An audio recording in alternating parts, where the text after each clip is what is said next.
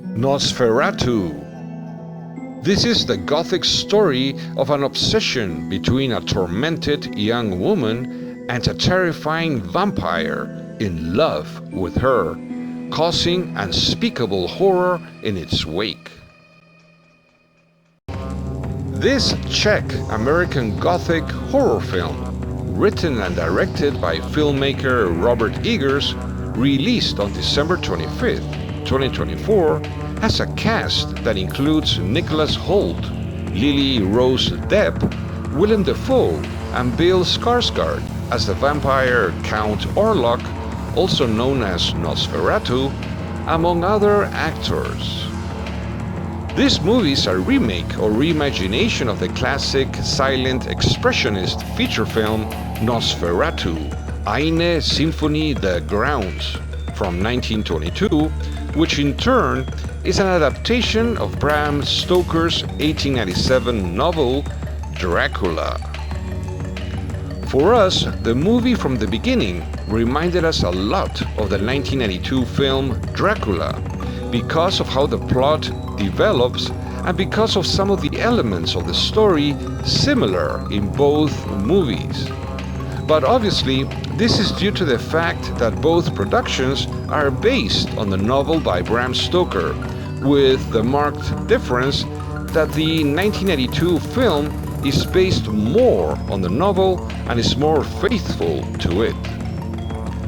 We found the story in this new film interesting and intriguing to a certain extent, dramatic and exciting in parts, with some shocking scenes, but sincerely speaking, lacking the terrifying fear factor we expected to see. Many people and film critics say that the movie is creepy, scary, and terrifying, but we didn't think so.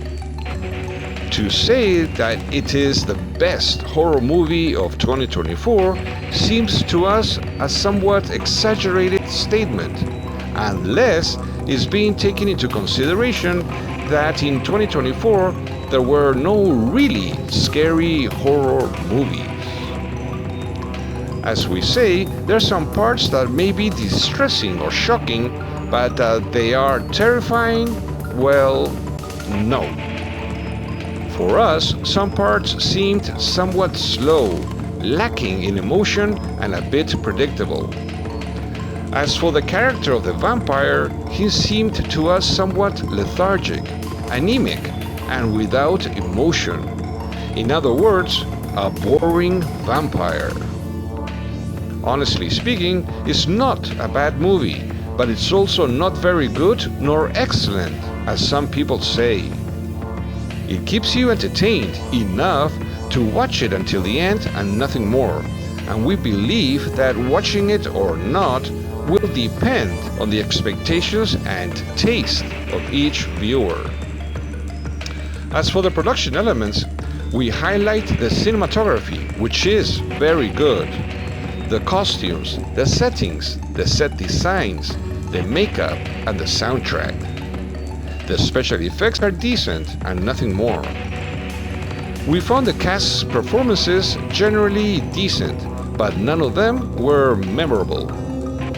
Bill Skarsgård, as we say, seemed to us an anemically boring vampire. In short, this new movie is not bad, but we didn't find it good either, and we consider it to be, in its entirety, only a little more than average. That's why we give it a score of 2.5 stars out of 5. As we said before, whether to watch it or not will sincerely depend on the expectations and taste of each viewer. Until next time!